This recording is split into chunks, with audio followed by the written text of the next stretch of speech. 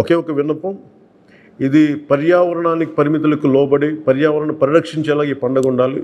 Plastic వాడటం కంటే కూడా జెండాలకి ఆల్టర్నేట్గా ముఖ్యంగా మన చేనేత జెండాలు ఏదైనా వాడండి.